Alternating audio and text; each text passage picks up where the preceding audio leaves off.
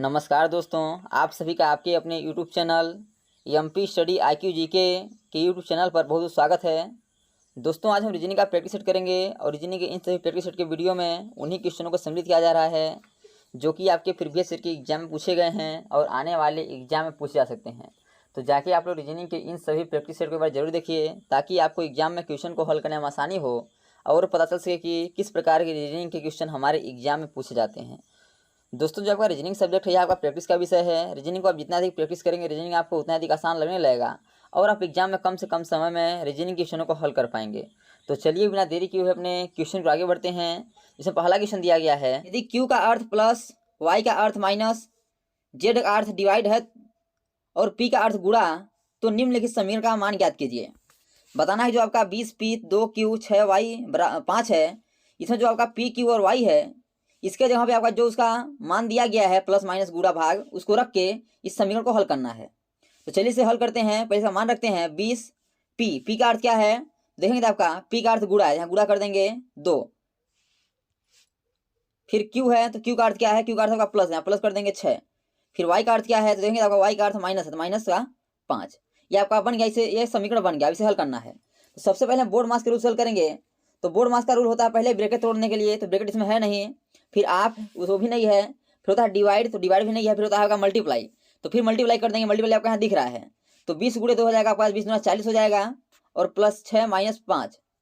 अब मल्टीप्लाई के बाद होता है आपका एडिशन यानी जोड़, तो 40 और आपका 6 46 हो जाएगा और जोड़ के बाद होता है आपका सबट्रैक्शन यानी माइनस, तो 46 में 5 घट जाएगा, बचेगा आपका 41। क्या बचेगा 41, यानी कि इसका जो मान है ना आपका 41 होगा। अब देखिए 41 इस ऑप्शन में दिया गया है तो आप देखें तो आपका ऑप्शन नंबर सी में है, इसे इसका option number C correct answer हो जाएगा।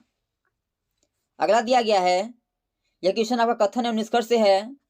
कथन है कि नैना माही से पेन मांगती है, यानी जो नैना है माही से पेन मांग रही है।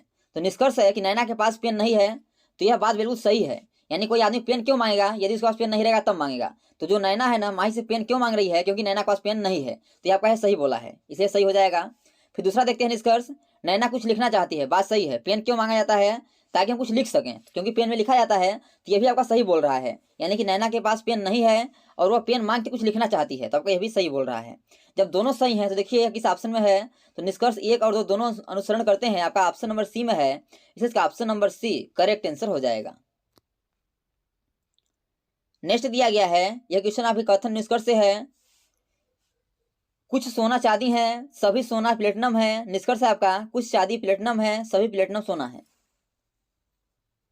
तो पहले आपको कथन को ध्यान से समझना है और कथन को आपको वेन डायग्राम बना के समझना है, फिर आपका जो निष्कर्ष है उसके आंसर आप आसानी से दे सकते हैं। तो बोला है कुछ सोना चांदी है, यानी कि सोना जो है उसका कुछ भाग आपका चांदी में है, चांदी यानी सी को दर्शा देते हैं चांदी, और सभी सोना प्लेटिनम है, और जितने भी सोना है ना यह प्लेटिनम के अंतर्गत है, यानी कि जितने भी आपके सोना है किसके अंतर्गत हैं, तो प्लेटिनम यानी पी के अंतर्गत हैं। तो निष्कर्ष बोला है कि कुछ चांदी प्लेटिनम है, तो देखेंगे आप तो क्या कुछ चांदी प्लेटिनम है, तो चांदी का यानी सी का कुछ भाग प्लेटिनम में है, तो यह आपका सही बोला है, यानी कुछ चांदी क्या है प्लेटिनम है, तो यह आपका निष्कर्ष एक सही हो है। दूसरा निष्कर्ष है कि सभी प्लेटिनम सोना है, यानी जितने भी प्लेटिनम है सोना के अंतर्गत है क्या, तो यह गलत हो जाएगा, क्योंकि सोना जो है प्लेटिनम के अंतर्गत है, यानी कि सोना क्या है प्लेटिनम के अंदर है, लेकिन प्लेटिनम जो है आपका सोना के अंदर नहीं है, तो आपका यह गलत हो जाएगा, यानी कि सभी प्लेटिनम सोना नहीं है।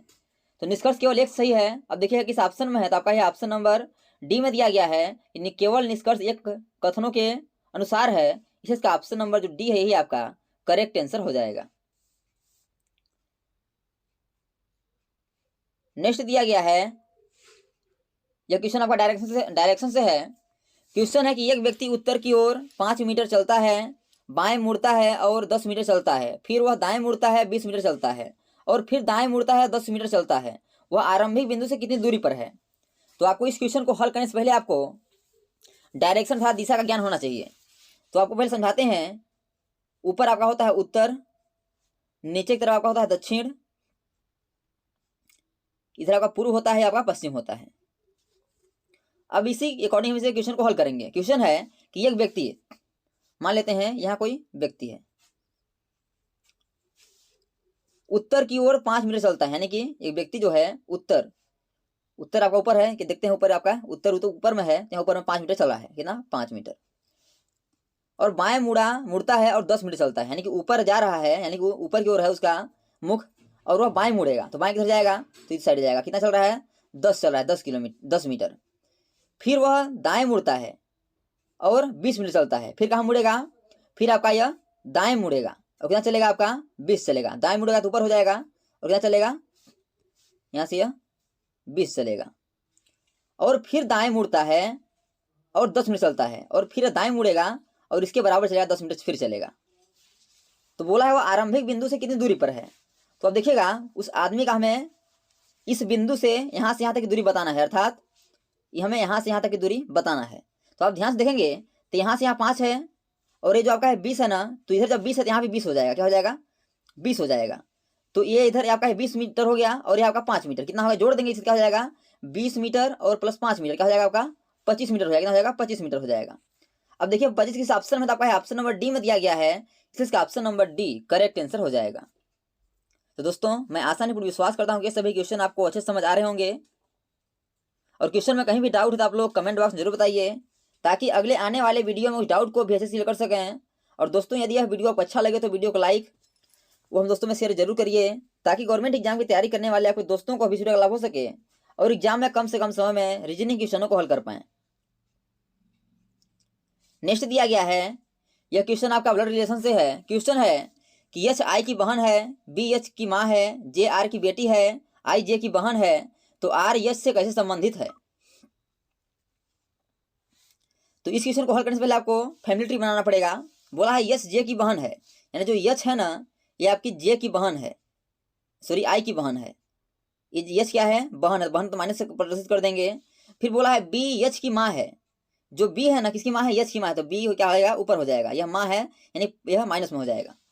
फिर बोला है जे आर की बेटी है, तो अभी हमें जे और आर के बारे में कोई अभी पता नहीं चला, अभी छोड़ देंगे, इस बाद में हल करेंगे। फिर आगे देखते हैं आई जे की बहन है, यानी जो आई है ना वो किसकी बहन है, जे की बहन है, तो भी आपका माइनस हो जाएगा, यानी जे की बहन है। ये दोनों क्या हो गए, बहन हो गई दोनों। फिर देखिएगा जो भी छोड़े उसको देखते हैं हम, जे आर की बेटी है, यानी जो जे है ना किसकी बेटी है, आर की बेटी है।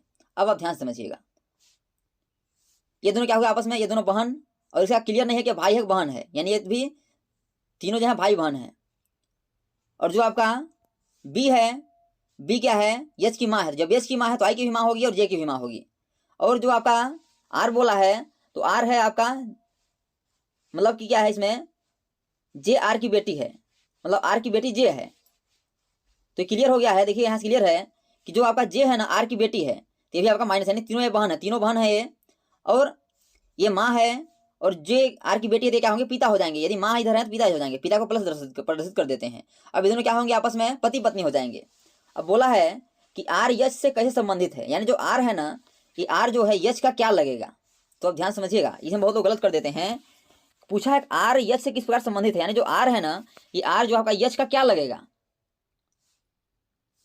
तो जो जे यदि बेटी है तो ये भी बेटी ये भी बेटी, तो आर क्या लगेगा, पिता लगेगा। क्या लगेगा, पिता लगेगा।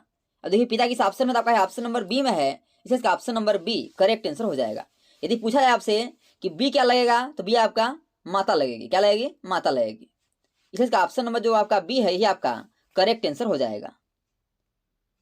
अगला दिया गया है,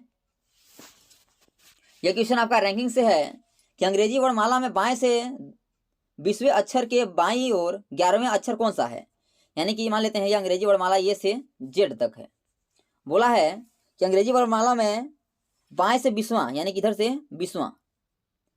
20वें अक्षर के बाईं ओर, यानी जो 20वां अक्षर है इसी के पुनः बाईं ओर 11वां अक्षर, क्या बोला है 11वां अक्षर कौन सा हो जाएगा। क्या करेंगे आप, जब आपका 20 है उसमें 11 घटा देंगे तो बचेगा आपका, जो बचेगा वही आपका 11वां अक्षर हो जाएगा। अब देखिए यदि 20 में हम यदि 11 घटा देते हैं तो क्या बचेगा आपका, 9 बचेगा, 9 बचेगा। अब देखिए 9 में क्या आता है, तो 9 में आपका आई आता है, और जो आपका आई है डी ऑप्शन में दिया गया है, इसलिए इसका option number D correct answer हो जाएगा। और अंग्रेजी वर्णमाला में बाएं से 20वें अक्षर के बाईं ओर 11वां अक्षर आपका आई हो जाएगा, इसलिए इसका option number D correct answer हो जाएगा। अगला दिया गया है यह क्वेश्चन आपका कोडिंग डिकोडिंग से है कि किसी निश्चित कुट भाषा में गोवा को 7-15-1 के रूप में लिखा गया है, डाक को 4-15-7 के रूप में लिखा गया है, तो उसी भाषा में मैन को क्या लिखा जाएगा। तो जब भी आपको कोडिंग डिकोडिंग से क्वेश्चन पूछे क्या करना है, आपको जो आपका अक्षर दिया गया उसे में संख्या बनाना है। क्या करना है, पहले नंबरिंग करना है। तो जी पहले दिया था आपका 7 पे, वो आता है 15 पे, और ए आता है 1 पे, यानी कि 7-15-1, और यहाँ 7-15 यहाँ दिया है। उसी प्रकार करेंगे तो डी आता है 4 पे, वो आता है 15 पे, जी आता है आपका 7 पे, यानी 4-15-7 यहाँ भी देखिए दिख रहा है। तो हो क्या रहा है, इसमें जो आपके अक्षर दिए गए हैं उन्हें क्या करना है, प्लेस वैल्यू अर्थात उनका नंबरिंग कर देना है, तो हमारा आंसर आ जाएगा। उसे करेंगे मेन का, तो यम आता है 13 पे, ए आता है 1 पे, एन आता है 14 पे, क्या आता है आपका 14 पे आता है, यानी कि 13 1 14 हमारा करेक्ट आंसर होगा। अब देखिए किस ऑप्शन में है, तो आपका ये ऑप्शन नंबर ए में दिया गया है, इसे इसका option number A correct answer हो जाएगा। अगला दिया गया है, किसी निश्चित कुट भाषा में राजू को WFOZ और सीता को XNYF के रूप में लिखा जाता है, तो उसी कुट भाषा में मोनू को किस प्रकार लिखा जाएगा। तो आपको पहले देखना है कि आर से आपका W हुआ है, तो क्या हो रहा है, आर आता है 18 पे, W आता है 23 पे, प्लस का 5 हुआ है, क्या हुआ, प्लस का 5 हुआ है। ए से आपका F हुआ है, यहाँ भी ये आता है 1 नंबर पे, F आता है आपका 6 पे, यहाँ भी क्या हुआ, प्लस का 5 हुआ है। फिर आगे देखेंगे तो जे आता है 10 पे, आता है 15 पे, यहाँ भी प्लस का 5 हुआ है। यू से जेड हुआ है, यू आता है 21 पे, जेड आता है 26 पे, यहाँ पे प्लस का 5 हुआ है। तो हो क्या रहा है, इसमें प्लस का 5 हो रहा है। तो आगे भी मिला लेते हैं, यस आता है आपका 19 पे, यस आता है 24 पे, यहाँ भी क्या हुआ, प्लस का 5 हुआ है। आई आता है 9 पे, एन आता है 14 पे, यहाँ पे प्लस का 5 हुआ है।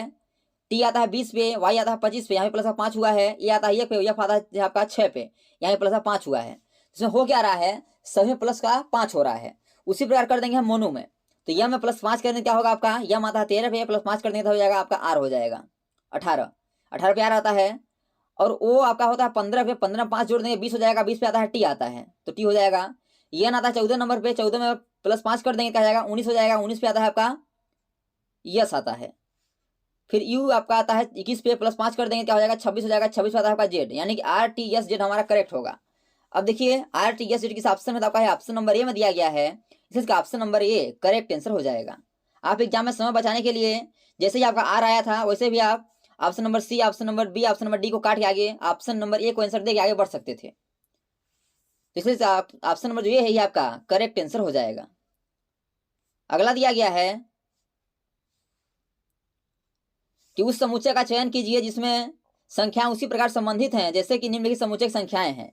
यानी बताना है जिस प्रकार 10 से 30, 30 से 90 हुआ है, 20 से 60, 60 से 180 हुआ है, उसी पैटर्न से आपका कौन से ऑप्शन पर लग रहा है। तो आप ध्यान से देखेंगे तो आपका क्या हो रहा है, 10 का 3 गुना कर देंगे 30 हो जाएगा, और 30 का 3 गुना करेंगे तो 90 हो जाएगा, 30 गुना 60, 30 या 90। दूसरा हम देखेंगे तो 20 का 3 गुना करेंगे तो 60 हो जाएगा, 20 या 60, 60 का 3 गुना करेंगे क्या हो जाएगा आपका 180 हो जाएगा। तो हो क्या रहा है, सब में जो आपके संख्या दिए गए उसका 3 गुना हो रहा है।